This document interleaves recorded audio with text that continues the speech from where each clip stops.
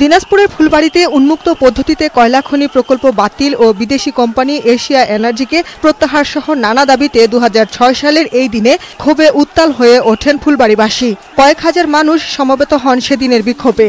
নিষেধ না মানায় বিক্ষোভরত জনতার উপর গুলি চালায় আইনশৃঙ্খলা বাহিনী।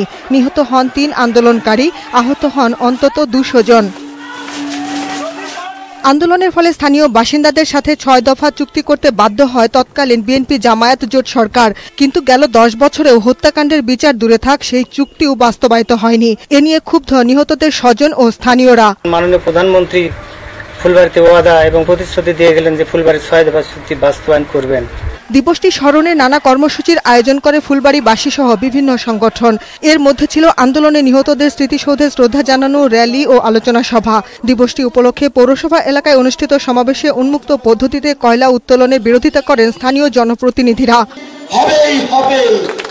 সমাবেশ থেকে 6 দফা চুক্তি বাস্তবায়নের দাবিতে আগামী 21 ডিসেম্বর অর্ধদিবস হরতাল সহ বিভিন্ন কর্মসূচি ঘোষণা করা হয়।